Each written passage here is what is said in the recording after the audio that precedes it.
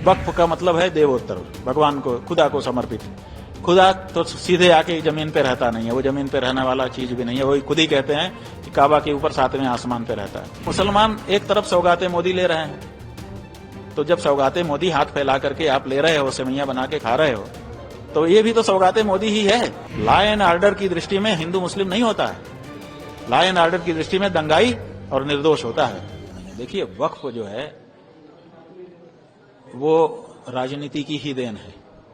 किसी समय राजनीतिज्ञों ने ही उसको मान्यता दे दी थी। विशेष करके जब भारत पाकिस्तान में अदला बदली हो रही थी, तो जो मुस्लिम यहां से जा रहे थे वो चालाकी कर रहे थे। क्या चालाकी कर रहे थे कि हम चले जाएं और हमारी जमीन हमारी ही रह जाए, तो हम वक्फ कर दे रहे हैं।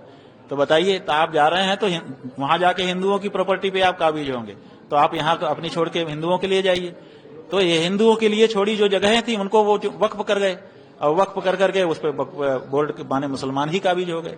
तो ये उनको फिर मान्यता भी दे दी गई, बोर्ड को मान्यता दे दी गई, सरकार ने उनके लिए एक नियम बना दिया, संरक्षण दे दिया।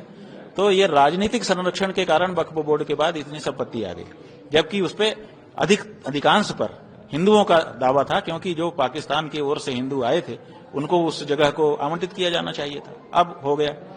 अब वक्फ का मतलब है देवोत्तर, भगवान को, खुदा को समर्पित। खुदा तो सीधे आके जमीन पे रहता नहीं है, वो जमीन पे रहने वाला चीज भी नहीं है। वो खुद ही कहते हैं कि काबा के ऊपर 7वें आसमान पे रहता है। तो वो तो वक्फ कर दिया आपने, उसको समर्पित कर दिया, वो तो कभी आके रहेगा नहीं। वो क्या करेगा, अपने बंदों को कहेगा कि आप यूज करो, माने मुस्लिम समाज के हक में उसका उपयोग होना चाहिए। अब वक्फ बोर्ड से ऑडिट किसी ने कभी नहीं मांगा कि तुम्हारे पास कितनी कुल जमीन है, उसमें से कितना तुमने उत्पादन किया, कितना मुसलमानों के लिए उसको लगाया। कभी किसी ने 78 साल में कोई ऑडिट ऐसा नहीं हुआ। आपने सचमुच उसका उपयोग किया कि नहीं? 12 साल तक अगर कोई खेत परती रह जाता है तो ये राज्य की सरकारें उसको राजसात कर लेती हैं कि नहीं? परती रह जाने पर कि परती है, आप जोत बो नहीं रहे हैं इसलिए हम राजसात कर लेंगे। अब 78 साल से इनकी जाने कितनी जगहें परती पड़ी हैं, आपने कभी राजसात नहीं किया। आपने कहा कि वक्फ बोर्ड का ही नियम चलेगा। अब आप राजनीतिक दृष्टि से संरक्षण देते रहे, अब राजनीति बदल गई, अब राजनीतिक दृष्टि से उसमें संशोधन करना चाह रहे हैं।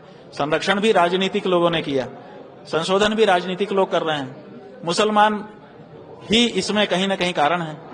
अब मुसलमान एक तरफ सौगाते मोदी ले रहे हैं, तो जब सौगाते मोदी हाथ फैला करके आप ले रहे हो, सेवैयां बना के खा रहे हो, तो ये भी तो सौगाते मोदी ही है। इसको इनकार क्यों कर रहे हो, थू थू क्यों कर रहे हो? ले लो।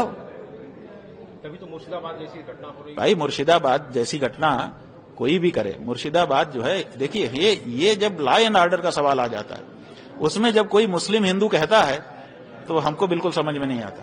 लॉ एंड ऑर्डर की दृष्टि में हिंदू मुस्लिम नहीं होता है, लॉ एंड ऑर्डर की दृष्टि में दंगाई और निर्दोष होता है।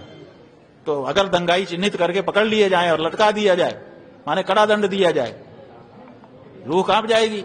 लेकिन सरकारें ये नहीं करती हैं, और सरकारें ये नहीं करती हैं, जिसके कारण राजनीतिक लोग ये सब बीच बीच में करते रहते हैं, निर्दोष जनता भरपाई करती रहती है। अब वहां हिंदू मुस्लिम की राजनीति आ गई है, भाजपा हिंदू की राजनीति करेगी, ममता मुस्लिम की राजनीति करेंगी। मारा कौन जाएगा? कुछ हिंदू कुछ मुसलमान, ज्यादा हिंदू कुछ मुसलमान। भाई, मंदिरों में तो ताकत नहीं है, आपके कहने से हम मान ले रहे हैं थोड़ी देर के लिए, ये ताकत नहीं है, टूट गए। तुम्हारे माता पिता में एक भी ताकत नहीं थी, उन्होंने क्यों नहीं रोका? तुम्हारे दादा दादी परदादा परदादी कोई तो रहे होंगे, उन्होंने क्यों नहीं रोका कि भाई हमारे देश में तुम बाहर से आए हो, आक्रमणकारी हो, खबरदार जो किसी को छुआ।